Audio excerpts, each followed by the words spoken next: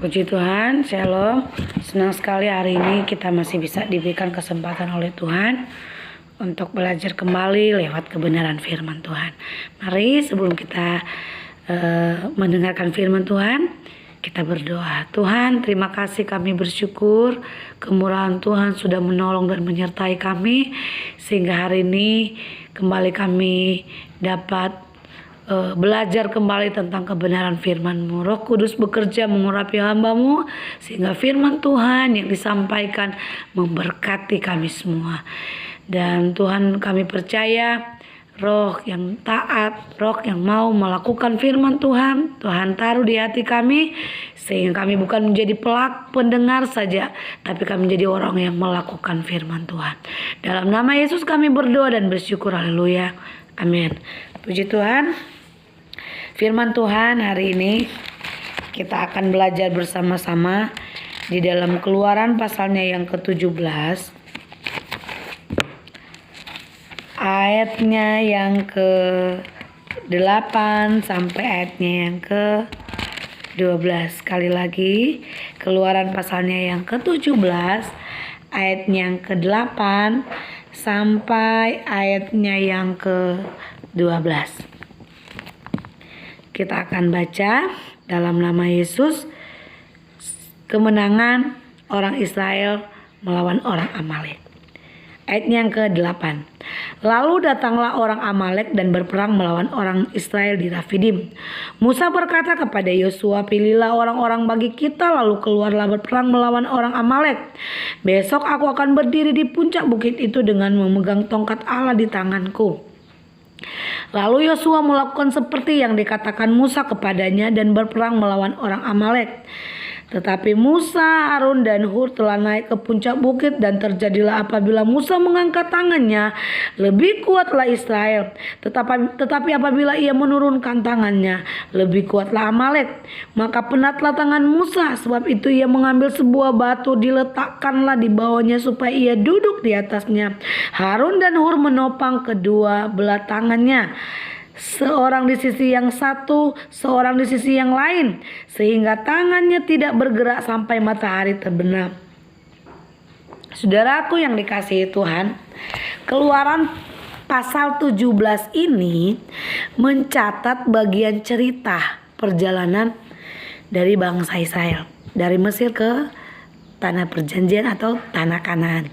Sesudah mereka melewati Mara yang airnya pahit dan berpindah ke Elim, di mana ada 12 mata air dan 70 pohon kurma. Peperangan dengan orang Amalek adalah peperangan pertama sesudah orang Israel menyeberang Laut Kulsum. Saudara, setiap orang percaya ketika menghadapi peperangan, ketika menghadapi persoalan, ketika kita menghadapi masalah, selalu berharap untuk kita menang. Amin. Setiap kali kita menghadapi persoalan, kita berharap kita bisa menang dari persoalan itu. Kenapa? Kita tahu persoalan yang kita lewati itu adalah proses yang Tuhan izinkan untuk kita hadapi. Kalau kita baca cerita dari perjalanan bangsa Israel ketika mereka berhadapan dengan orang Amalek, luar biasa. Ada beberapa faktor penentu sehingga orang Israel bisa memenangkan pertandingan ini. Kalau kita baca cerita tentang peperangan orang Amalek dengan orang Israel, kita tahu orang Amalek itu orang-orang yang hebat. Di pasal-pasal sebelumnya dicatat bahwa orang Amalek itu adalah orang-orang yang kuat, orang-orang yang banyak penduduknya dan sangat mudah untuk bisa mengalahkan orang Israel. Kalau menggunakan akal kita, pikiran kita. Tetapi bangsa Israel bisa memenangkan pertandingan ini, peperangan ini. Kenapa? Karena ada beberapa hal yang kita akan belajar hari ini. Yang pertama, di ayat yang ke-9 dikatakan begini. Ayatnya yang ke-9. Musa berkata kepada Yosua, pilihlah orang-orang bagi kita, lalu keluarlah berperang melawan orang Amalek. Tidak semua orang Israel boleh ikut berperang pada waktu itu. Musa berkata, pilih orang-orang yang akan ikut berperang. Hanya orang-orang yang terpilih yang boleh ikut berperang. Orang-orang pilihan. Sehingga mereka akan bisa mengalahkan orang Amalek. Tadi saya katakan bahwa orang Amalek itu orang-orang yang kuat. Bahkan di pasal lain dikatakan bahwa orang Amalek itu tingginya, besarnya ada yang sampai 2 meter. Besar, orang yang besar-besar. Sehingga sangat sulit untuk dikalahkan. Tetapi bangsa Israel boleh menang. Karena yang saya katakan tadi, ayat yang 9 dikatakan bahwa firman Tuhan katakan bahwa Musa berkata, pilih hanya orang-orang yang dipilih yang boleh ikut berperang. Tidak boleh semuanya. Saudara orang percaya, kita sebagai orang percaya, untuk kita bisa mengalahkan persoalan hidup, masalah, peperangan yang kita hadapi, kita butuh kekuatan dari Tuhan. Kita butuh firman Tuhan.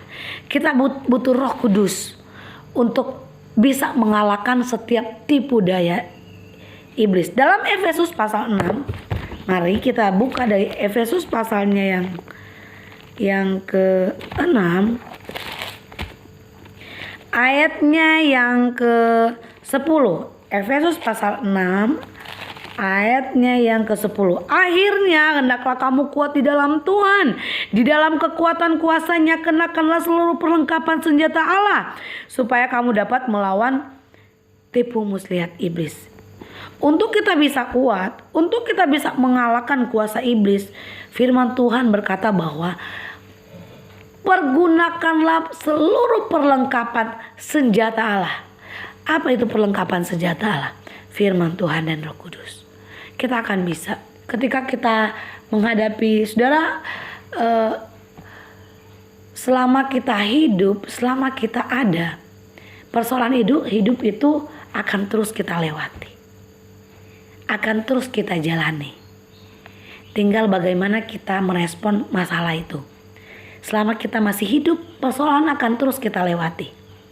Tapi kita harus ingat dan kita harus percaya bahwa kalau dulu-dulunya Tuhan sudah menolong persoalan kita, kalau dulu Tuhan sudah membela kita di masalah yang sebelumnya, kita percaya bahwa untuk hari ini dan nanti persoalan yang kita hadapi akan terus dibela oleh Tuhan. Amin. Firman Tuhan berkata bahwa pergunakanlah seluruh perlengkapan senjata Allah supaya kita dapat melawan dan kita bisa dapat kuat menghadapi segala tipu muslihat iblis. Ada salah satu contoh di dalam kisah para rasul, kisah rasul pasal 19. Anak-anak Skewa pada waktu mereka mau mengusir kuasa kegelapan, mereka malah dipermalukan oleh iblis. Kenapa? Karena mereka tidak siap. Ketika mereka mengusir iblis, mereka malah, firman Tuhan mencatat, mereka sampai telanjang, bahkan lari terbirit-birit, dipermalukan oleh iblis. Kenapa? Karena mereka tidak siap. Di dalam kisah para rasul diceritakan bahwa waktu mereka mengusir iblis, iblis malah berkata, Paulus aku kenal, Yesus aku kenal, tapi kamu siapa? Mereka dipermalukan karena mereka tidak siap. Kita orang percaya harus penuh dengan firman Tuhan, sehingga kita akan mampu, sehingga kita akan siap melewati segala tipu muslihat iblis. Bangsa Israel bisa memenangkan pertandingan ini. Kenapa? Karena mereka yang ikut berperang adalah orang-orang pilihan. Di ayat selanjutnya dikatakan bahwa lalu Yosua melakukan seperti yang dikatakan Musa kepadanya dan berperang melawan orang Amalek. Musa melakukan apa yang dikatakan, Yosua melakukan apa yang dikatakan oleh Musa. Dia melakukan perintah daripada Musa. Dia memilih orang-orang yang terbaik untuk ikut berperang. Saudaraku yang dikasihi Tuhan, penyerahan diri dalam persiapan yang matang akan membuat kita kuat menghadapi segala tekanan. Di dalam firman Tuhan ini dikatakan bahwa tidak semua orang Israel dapat ikut berperang, hanya orang-orang yang terpilih.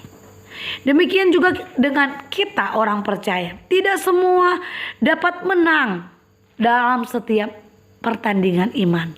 Tidak semua orang percaya bisa menang dari setiap persoalan.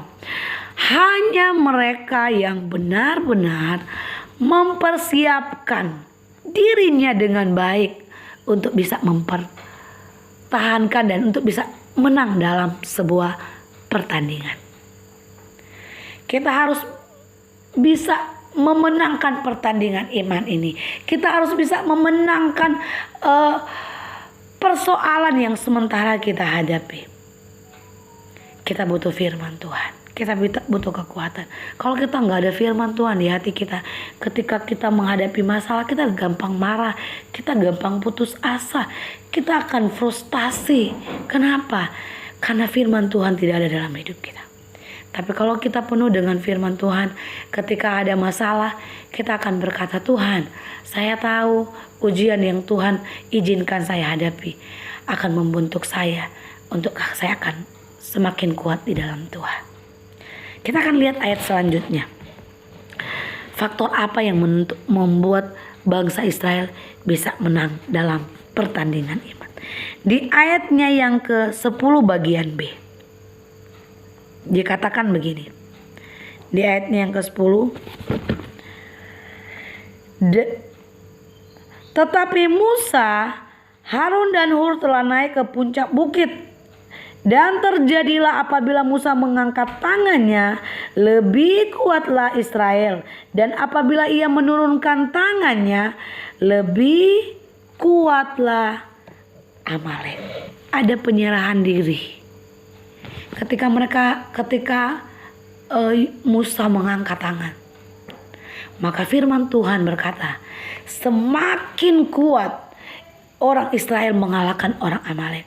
Tetapi ketika tangan Musa mulai capek dan tangannya mulai dia turunkan, maka semakin kuatlah orang Amalek mengalahkan orang Israel. Saudaraku yang dikasihi Tuhan, penyerahan diri dalam doa adalah penting untuk kita lakukan sebagai orang percaya.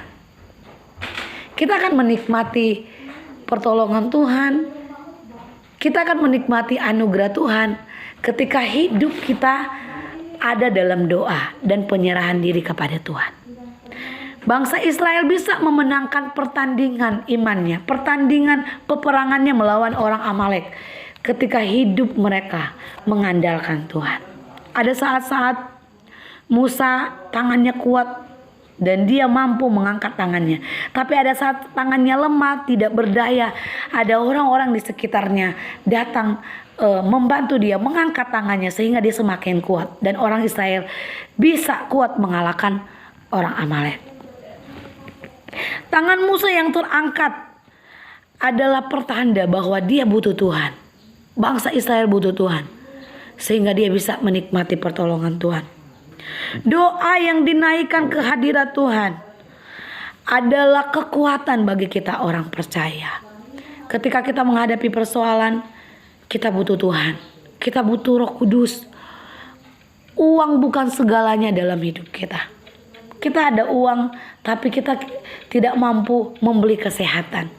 Kita ada uang, tapi kita tidak mampu membeli selera makan kita. Ada orang yang banyak uang tapi tidak boleh makan ini. Makan daging mungkin berlebih nggak boleh. Banyak uang tapi nggak boleh sembarang makan. Banyak uang tapi bukan dia bisa membeli kesehatan. Kita butuh Tuhan untuk terus menuntun langkah-langkah hidup kita. Setiap kali doa kita naikkan ke hadapan Tuhan, maka kita akan menikmati anugerah dan pertolongan Tuhan. Saudara, ketika Musa mengangkat tangannya dan saat dia lemah tak berdaya, ada teman di sekelilingnya yang datang menopang dia. Kita pun butuh teman-teman, orang-orang yang ada di sekitar kita untuk memampukan kita, untuk menguatkan kita, sehingga kita akan tetap terus kuat. Ada penyerahan diri dalam hubungan kerjasama yang baik. Saudara, sekuat-kuatnya manusia, semua akan mengalami seperti tangan Musa yang menjadi penat. Orang percaya membutuhkan atau memerlukan teman, sesama orang percaya, untuk saling menopang, untuk saling menguatkan, sehingga kita bisa melihat campur tangan Tuhan, melihat pertolongan Tuhan. Saudara, faktor penentu kemenangan adalah persiapan diri kita. Yang kedua, ada doa. Yang ketiga, ada kerjasama, sehingga kita bisa memenangkan pertandingan. Kita bisa menang dari setiap persoalan yang kita hadapi. Puji Tuhan.